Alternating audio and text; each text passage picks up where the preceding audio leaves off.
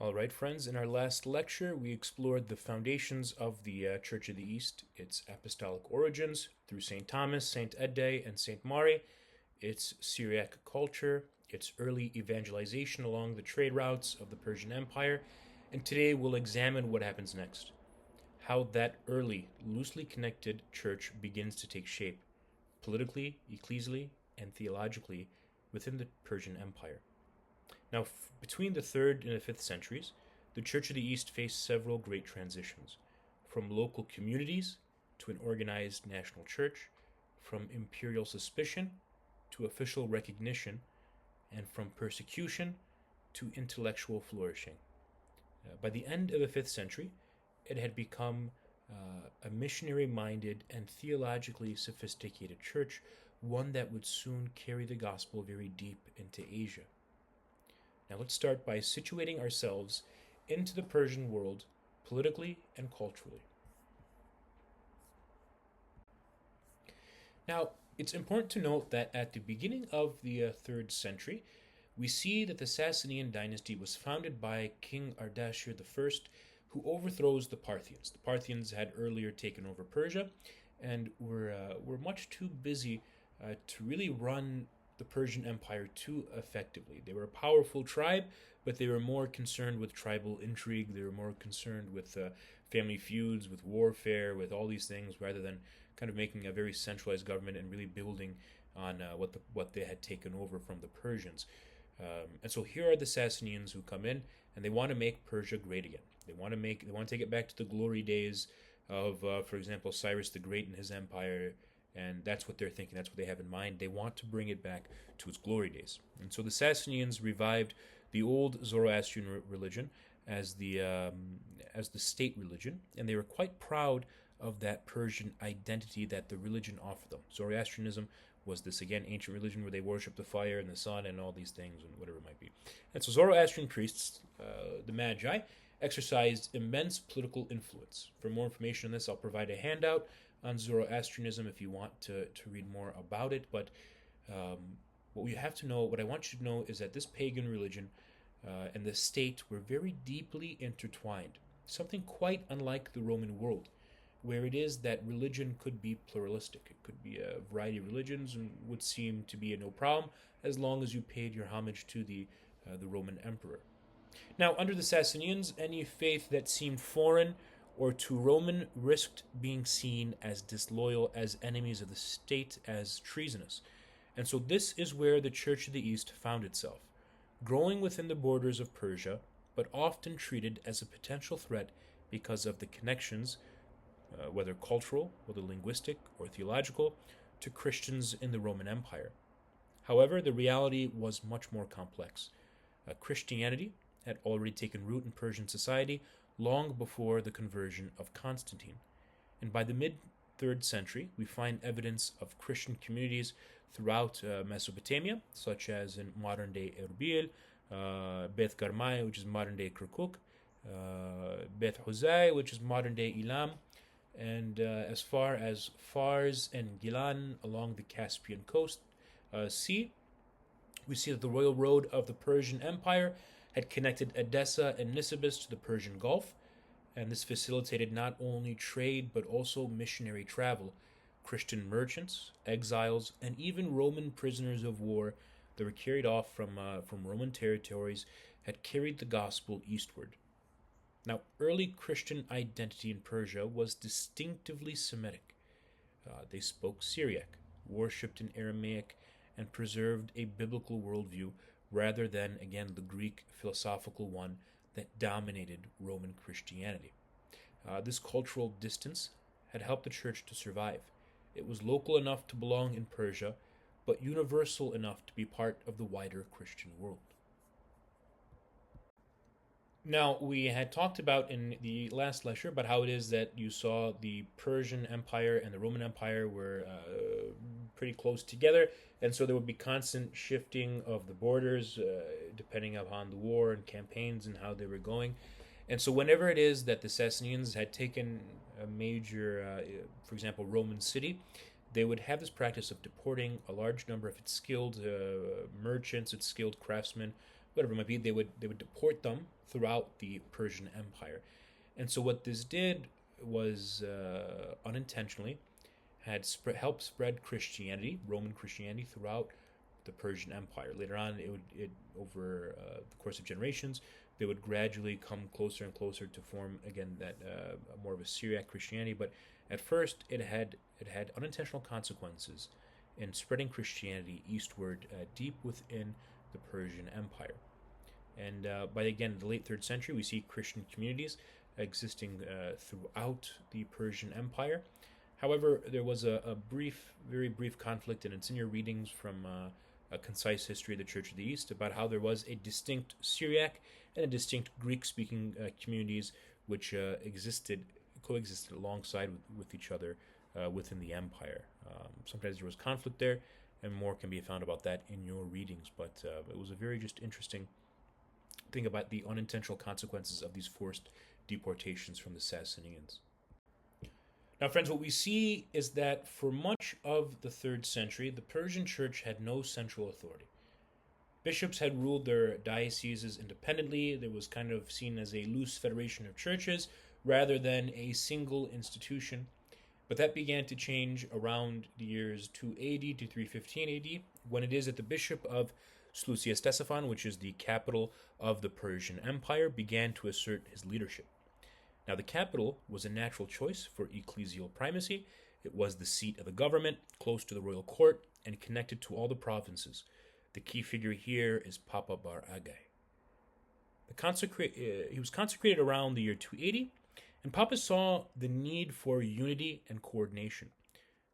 At the Synod of Seleucia in 315, he argues that the bishop of the capital should be recognized as the head of the entire Persian church. Now, Papa bases these claims off of the Roman model of diocesan organization. He observed that bishops in provincial capitals were assuming leadership roles in the West. And so, he reasoned that having one spokesman for the church would protect Christians politically, since that leader could represent them to the Sasanian court.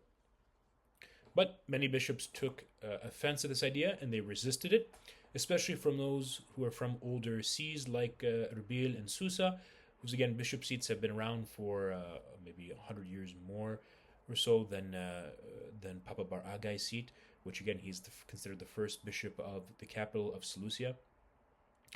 They take offense at this idea, and they don't want that centralization. They fear the centralization, right? What if it is that we gain less power because of it, or what if it is that we don't like that who's in head, whatever it might be. For their various factors, they feared the centralization, but also took offense that a younger see was claiming primacy. According to the Chronicle of Sirte, the disagreement turned very personal. There was a confrontation that broke out, and Papa was accused of pride and ambition. He was very briefly deposed until a letter came in that supported him from the bishops of the West in the Roman Empire, but for a brief moment he was replaced by his archdeacon Shamun Bar Sabai, but again later reinstated with the intention of handing over the metropolitan seat over to Shamun Bar Sabai after his death. Whatever the stories might be of what happened at the Synod of Seleucia, those details are debated, and it seems that many historians have added so much embellishment over time just to kind of spice up the story of whatever might happen. Anyways, regardless of the details, the outcome was quite clear. Seleucia Ctesiphon emerged as the de facto center of the Church of the East, and this is seen as the very first step towards a unified structure that would later be formalized in the next century. Now, the next major turning point came under King Shapur II. Now, at first, Shapur had tolerated the Christians, but in the 310s and the 320s, everything had begun to change. The Emperor Constantine had converted to Christianity and made it the favored religion of Rome. And when Constantine, who had seen himself as a protector of Christians around the world, when he wrote a letter to Shapur asking him to protect the Christians of Persia, the Zoroastrian priests seized on it as proof of treason. To them, Christians were now potential Roman agents. And so Shapur launches a military campaign of persecution that lasted 40 years, against the Christians. Christians were very heavily taxed, imprisoned, tortured, and killed. Entire communities were destroyed. And one of the most famous martyrs, Marshamun Barsabai, who had again we talked about in the previous slide as the successor of Papa, as Bishop of Sluisia-Stefan, when he was ordered to collect double taxes from Christians to fund the war against Rome, Marshamun had refused, declaring that I am a shepherd of souls, not a tax collector. And so he ends up being executed along with hundreds of clergy and lay people. Now, these martyrs became the heroes of the Church of the East, and their courage inspired new generations, and their memory was preserved in Syriac hymns and martyrologies still recited in the liturgy centuries later. You can also read more about them in a very popular work that has just been translated into English not too long ago, The Acts of the Persian Martyrs. Rather, it's been updated, yeah? After decades of suffering, the church emerged smaller but more unified. The persecutions clarified two things. The Church of the East was not Roman, it was Persian, and had no, the Persian king in reality had no reason to doubt his Persian Christian subjects because they were much more loyal to Persia than they would be to Rome. They could be considered as loyal Persian citizens. And the second thing is that the faith was deeply resilient. Persecution could not destroy it.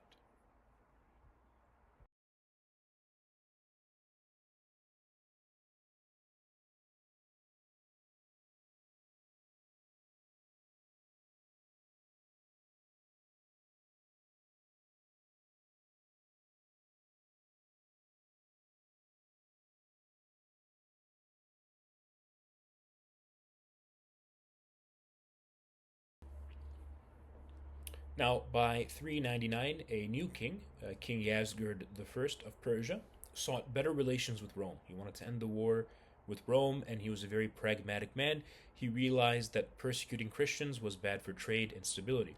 And so, with his support and with help from a bishop known as Marutha of Mafrakat, a Roman envoy, the Persian bishops met at Sluisia-Stefan in 410 AD. This gathering, known as the Synod of Isaac, named after Patriarch Isaac at the time, is one of the most important in Eastern Christian history.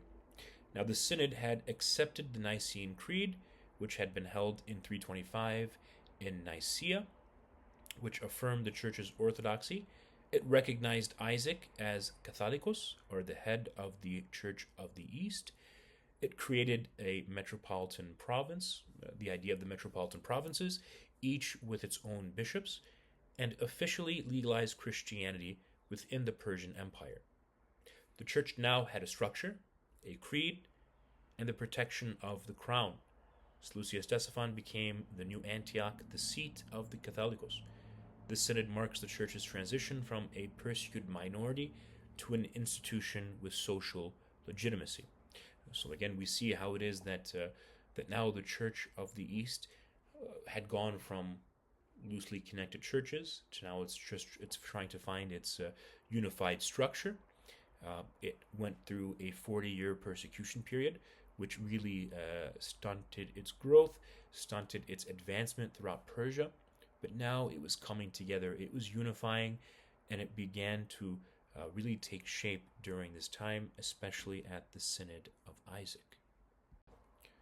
Now, after 410, the church enjoyed several decades of relative peace. Under Yabellaha I in 420, it held another synod reaffirming the Nicene faith and expanding dioceses. But political tension with Rome soon reignited, and persecution began again under King Bahram V, and Christians again were accused of treachery and treason. In response to this, at the Synod of Darisho in 424, the church made a historic declaration. It would no longer appeal to any Western patriarch or council, not even Antioch.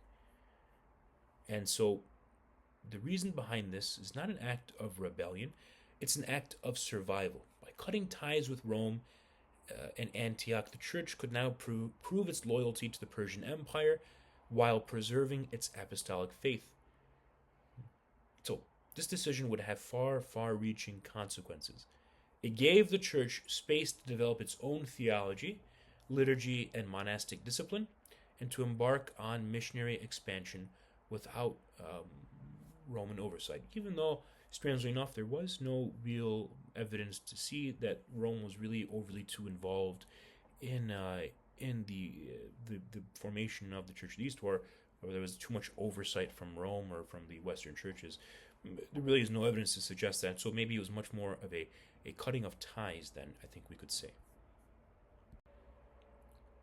Now, we had covered this in much greater detail with Dr. Fastigi in our initial 2 lectures, as far as Nestorius and the Christological controversies, but we'll touch base on it again. But again, for a deeper, in-depth analysis, take a look at the first 2 lectures again by Dr. Fastigi. Now, while the Church of the East was defining its independence, a major Christological controversy had erupted in the Roman Empire. In 431, at the Council of Ephesus, the Patriarch Nestorius of Constantinople was condemned for emphasizing the distinction between the divine and the human natures of Christ.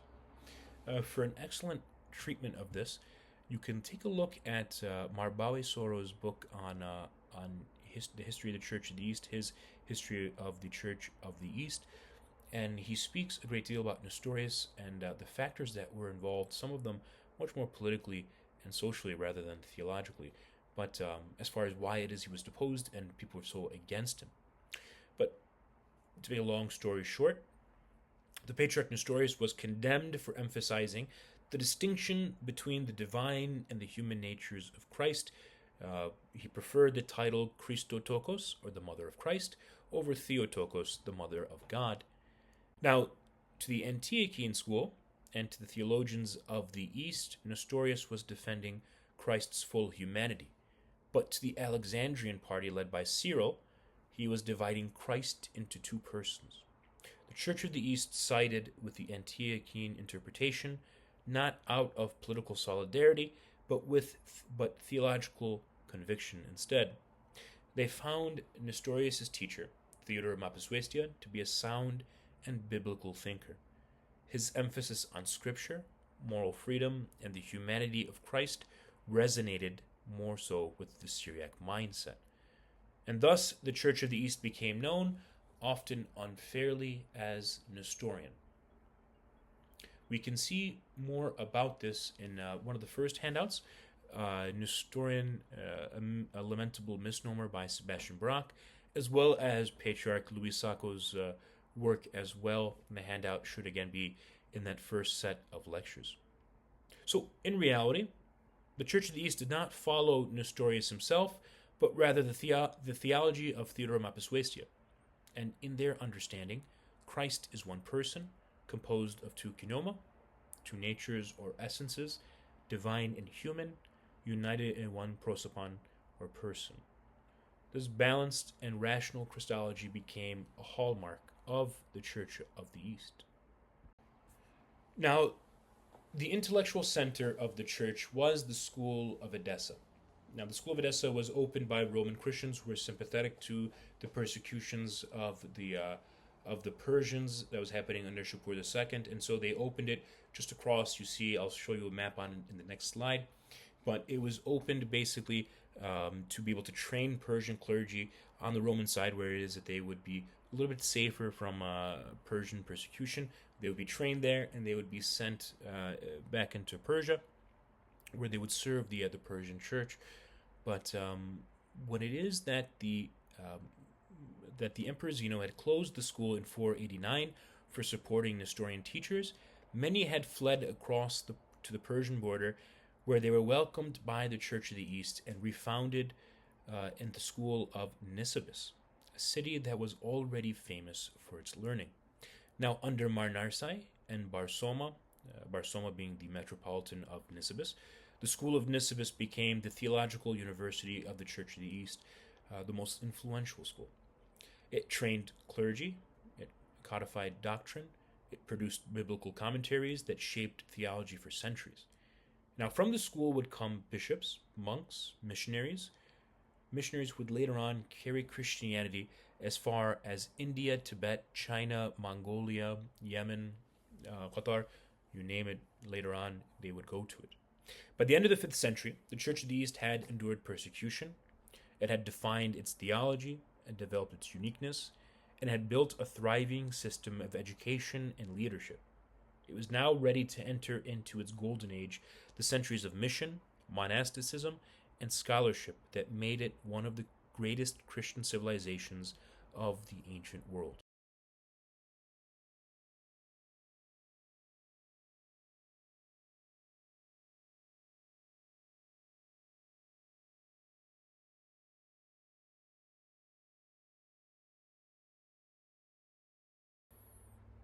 So here is Edessa on the map. If you see here, Edessa is again would have been right across the border, and then here is Nisibis. I know it's a bit blurry, but here's Nisibis, so not too far from each other. But Edessa again was the leading. Edessa was the leading school of the Persian Church up until again its closure in 489, and later on you see that they move over to Nisibis, just across, which would have been in the Persian Empire at the time. And so now Nisibis, the school of Nisibis, becomes the greatest of schools of the Church of the East.